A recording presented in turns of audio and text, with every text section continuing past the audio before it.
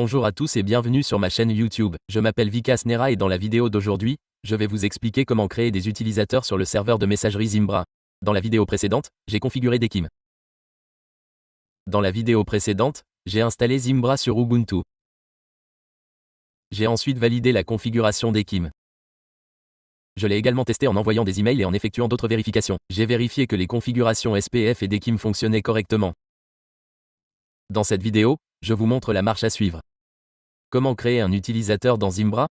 Je suis actuellement connecté au panneau d'administration. Si vous ne le connaissez pas encore, regardez mes 2 dernières vidéos. Ce n'est qu'alors que vous comprendrez tout.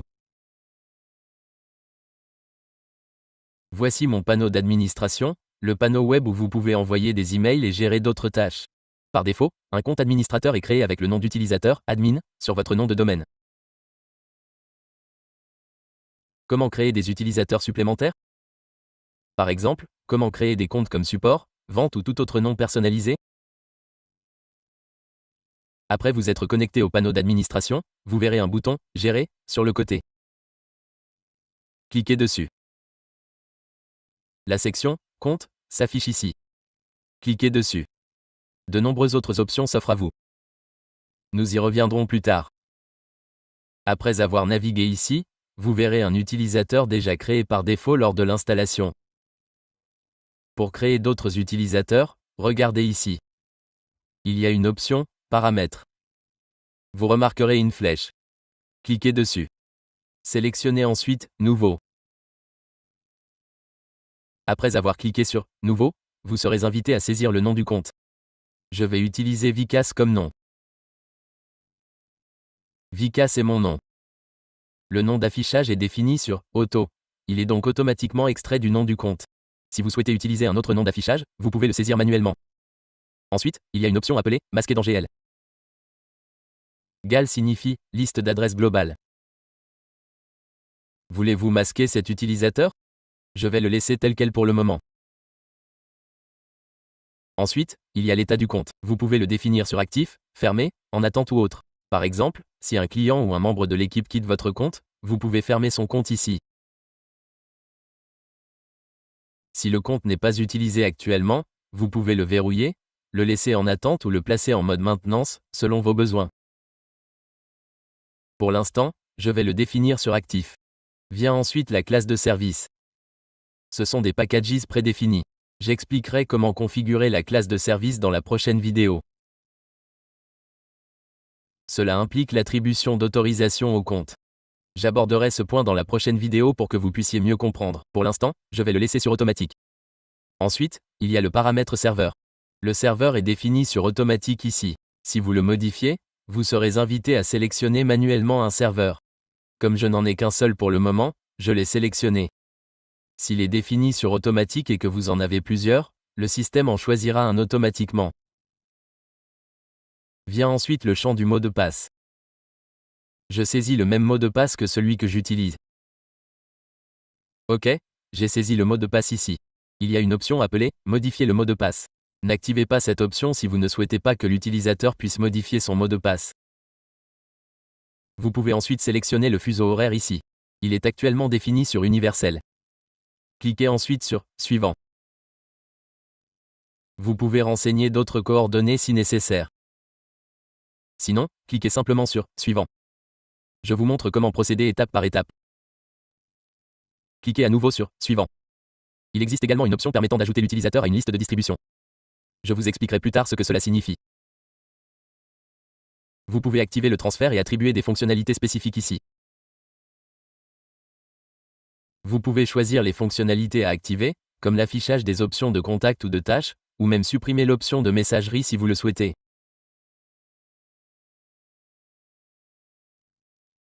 De nombreuses autres options sont également disponibles. Par exemple, vous pouvez choisir d'afficher le client web ou les options de filtre de messagerie dans le panneau. S'ils créent leur propre utilisateur, leur panneau ressemblera à celui-ci. Vous pouvez supprimer des fonctionnalités comme les contacts ou le calendrier lors de la création d'un nouvel utilisateur. De nombreux paramètres sont disponibles ici. Si vous ne comprenez pas quelque chose, une balise est présente ici. Cliquez dessus pour obtenir une brève explication.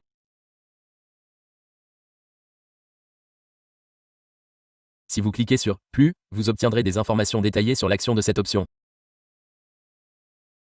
Par exemple, si vous ne savez pas à quoi sert l'importation, cliquez sur « Plus » ici. Son objectif et son utilisation vous seront expliqués. Cliquez ensuite sur « Terminer ». Notre compte utilisateur est maintenant créé. Connectons-nous-y. Je vais l'ouvrir, car il s'agit actuellement de l'identifiant administrateur. Je l'ouvre ici et mon nom d'utilisateur est « Vikas » sur mon nom de domaine.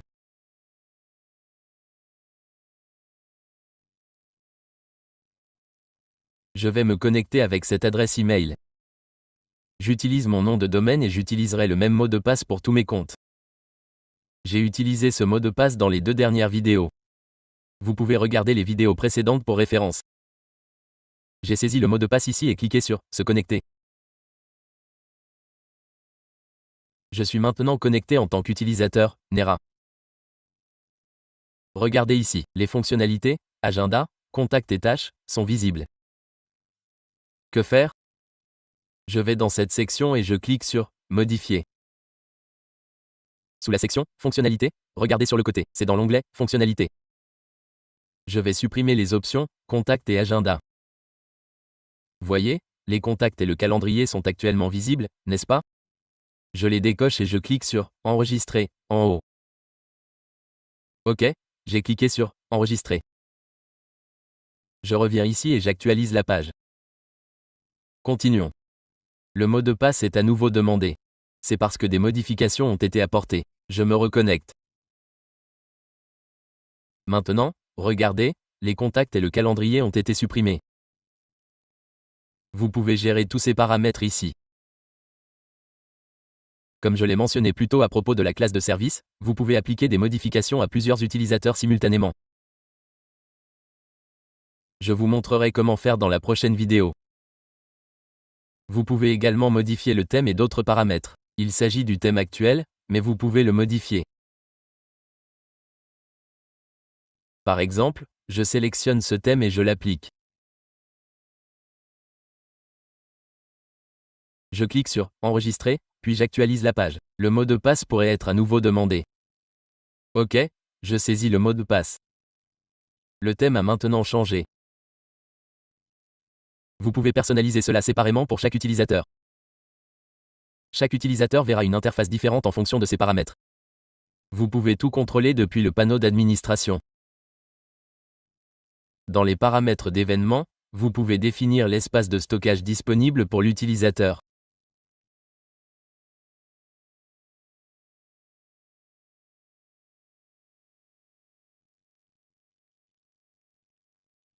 Par exemple, si je le règle à 14 mégaoctets et que la boîte aux lettres atteint cette limite, aucun autre email ne sera reçu. Il faudra augmenter la limite pour en autoriser davantage. Si la limite est toujours pleine, aucun email ne sera reçu. Si vous la définissez à 0, l'espace de stockage est illimité. D'accord. Vous pouvez également ajuster le pourcentage du seuil ici. Par exemple, je l'ai configuré pour que lorsque 50% de l'espace de stockage est utilisé, un message d'avertissement s'affiche indiquant que 50% de votre espace disque est plein. D'accord? Comme dans Gmail, lorsque vos 10 gigaoctets sont pleins, vous recevez une notification similaire. Une notification similaire s'affichera ici.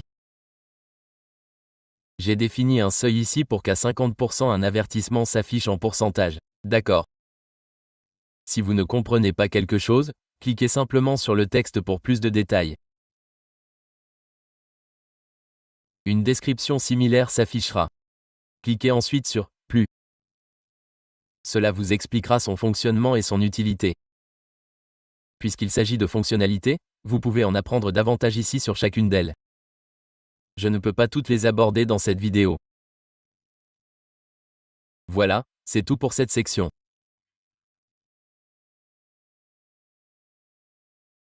Vous pouvez configurer toutes ces fonctionnalités et tous ces paramètres ici. Voilà, c'est tout pour cette vidéo. Comment créer un utilisateur et lui attribuer des accès ou des autorisations? Dans la vidéo suivante, nous aborderons la classe de service. Qu'est-ce qu'une classe de service? Elle permet d'attribuer des accès ou des autorisations à 10 ou 20 utilisateurs simultanément, ou de les définir en bloc. Chaque fois que vous créez un utilisateur, vous pouvez appliquer ces autorisations automatiquement, comme ici. Chaque fois que je la modifie, une option apparaît ici, classe de service. Nous allons créer un package ici, le nommer, puis l'attribuer aux utilisateurs. Les fonctionnalités sélectionnées dans ce package s'appliqueront à tous les utilisateurs qui lui sont attribués. Nous explorerons cela dans la vidéo suivante et je vous ferai une démonstration. Je vais créer deux utilisateurs, l'un avec la classe de service et l'autre sans. Vous verrez facilement la différence entre les deux. C'est tout pour cette vidéo. Si vous n'êtes pas encore abonné à ma chaîne YouTube, n'hésitez pas à vous abonner. Je publie régulièrement des vidéos sur l'email marketing.